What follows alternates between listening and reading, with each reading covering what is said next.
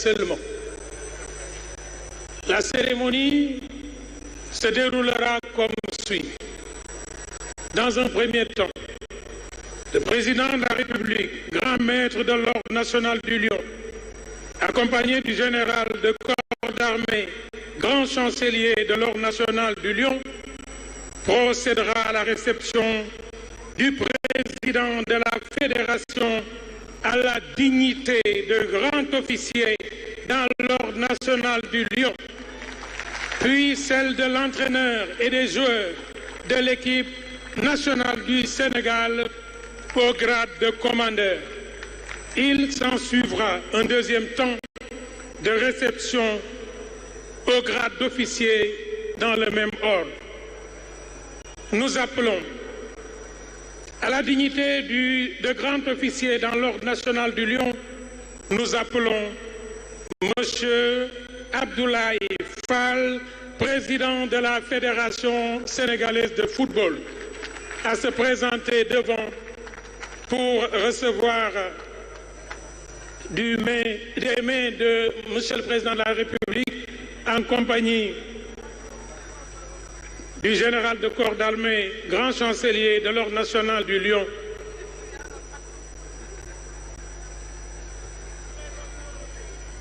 la médaille qui lui est dédiée. Cette réception marque une reconnaissance de l'État.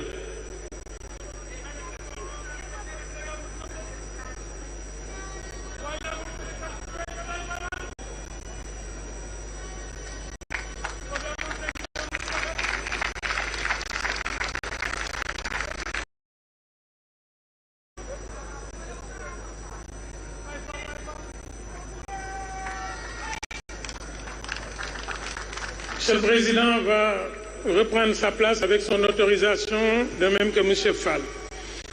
Au grade de commandeur dans l'Ordre national du Lion, pour la première série, nous appelons à se présenter devant M. Pape Bouna Thiaw, sélectionneur équipe nationale du Sénégal, M. Sadio Mané, joueur de l'équipe nationale, M. Kalilou Koulibaly, capitaine de l'équipe nationale, M. Edouard Ossok Mendy, joueur équipe nationale, M. Pape Alassane Gueye, joueur de l'équipe nationale, M. Idriss Gana Gueye, joueur équipe nationale.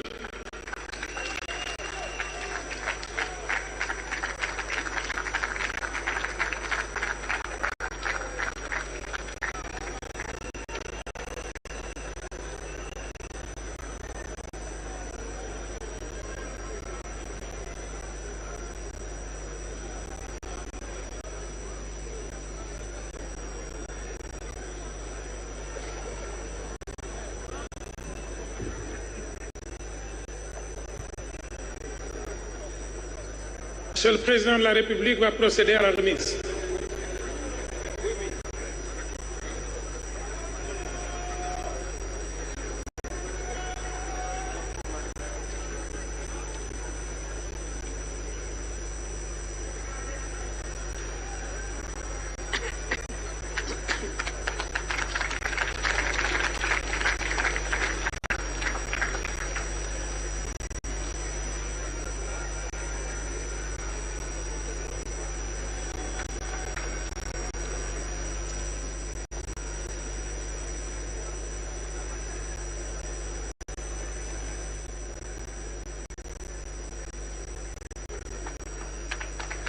Sous vos ovations,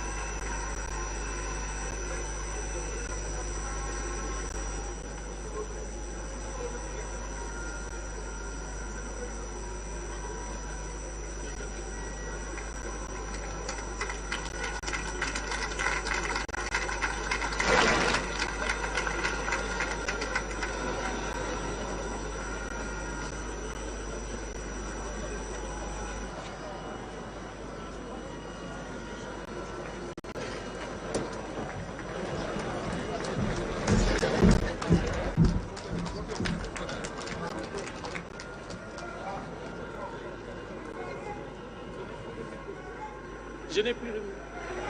Merci. Après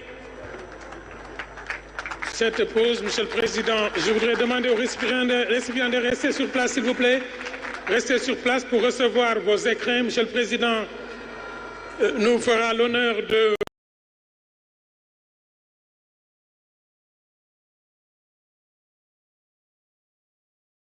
Toujours au grade de commandeur dans l'ordre national du Lion, nous appelons à se présenter devant le Présidium Monsieur Ismaïla Sarr,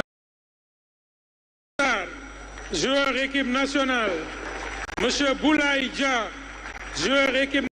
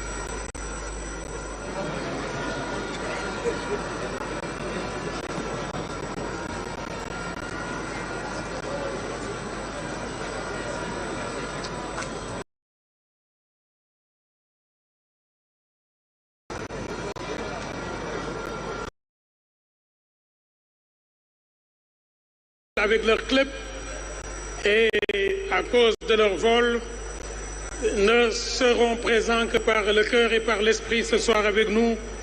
Il s'agit de Ibrahima Mbaye, de Boulaye Dia, de Ismaël Jacobs. Mais je demande qu'on les applaudisse aussi très fort.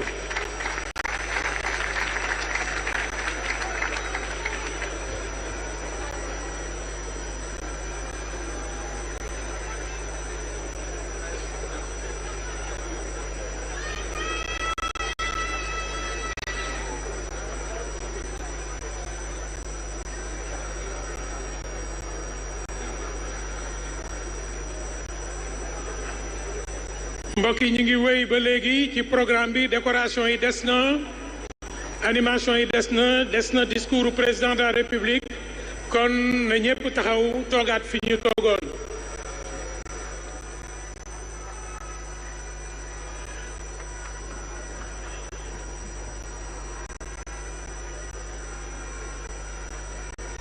Après cet instant, les récipiendaires sont priés de rester sur place. Monsieur le Président de la République se retire. Le temps de recevoir vos écrins. Merci, Monsieur le récipiendaire.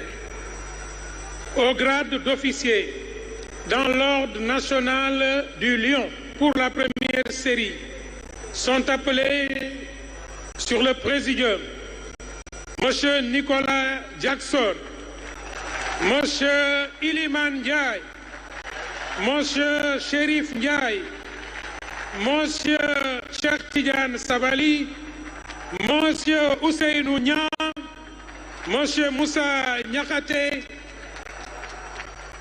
Monsieur Mamadou Sarr, Monsieur Antoine Mendy, Monsieur Ismaël Jacobs, dont nous avons signalé les impératifs professionnels.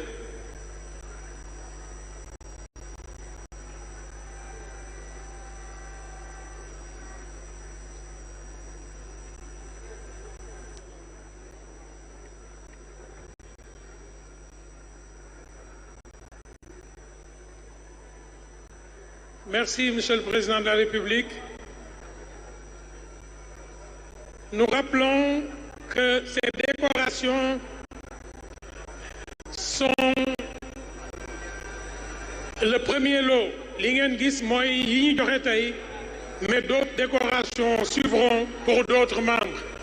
Bu bisu tey bi wéyee am na beneen jataay boo xam ne ñeneen dinañ fa jot lii nga xam ne moom la ñuy tappal seeni nawle te ñu bokkoon ci liggéey bi incha allah.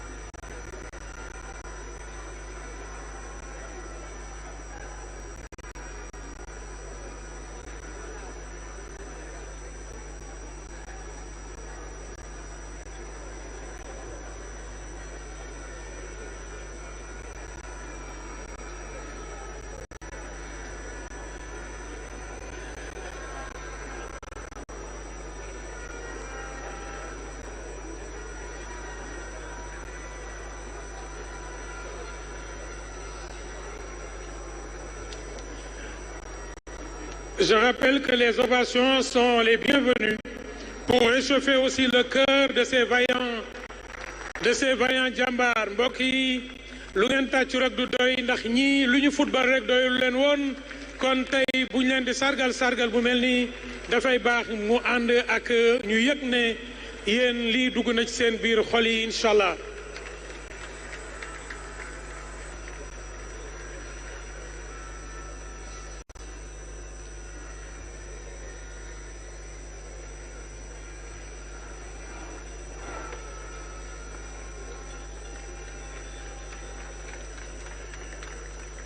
Après ce moment, Monsieur le Président de la République nous fera l'honneur de se retirer un instant pour qu'on remette les écrins aux récipiendaires avant de poursuivre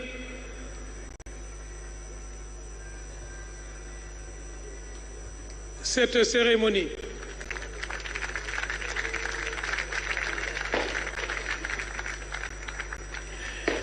Merci, messieurs les récipiendaires. Toujours au grade d'officier dans l'ordre national du Lion, nous avons cette série deuxième. Nous appelons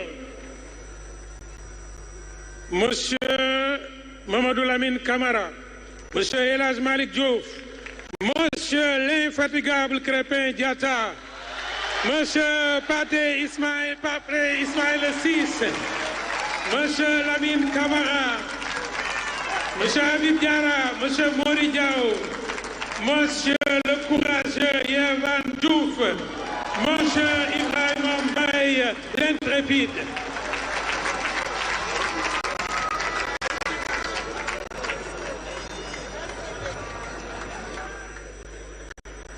Nous avons déjà signalé que Monsieur Ibrahima Mbaye est retenu. Monsieur le Président de la République.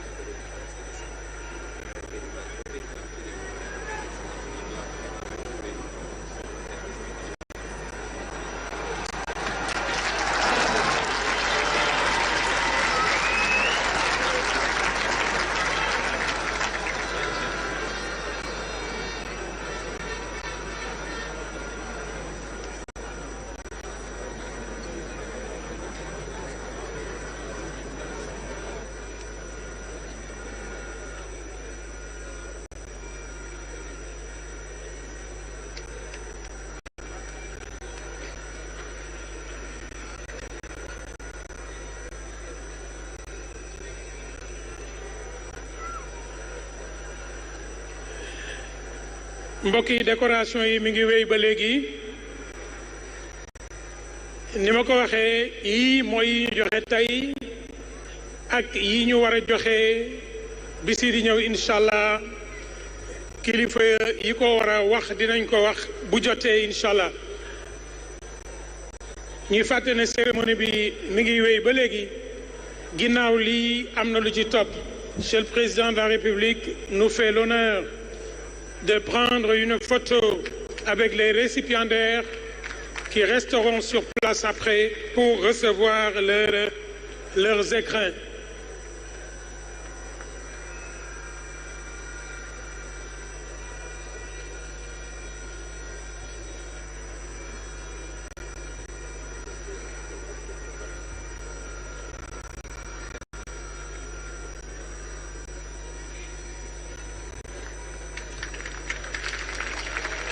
Merci à la chancellerie, merci à la présidence de la République. Monsieur le Président de la République, la cérémonie de décoration aux récipiendaires dans les ordres nationaux vient de prendre fin. À présent, nous allons inviter celui qui représente dignement le Sénégal partout dans le monde, par son art et par son talent, celui qui fabrique des passions et qui fabrique aussi des volontés de réussite, à venir offrir cette gracieuse prestation à la communauté sénégalaise réunie ici. Monsieur le Président, il y a woote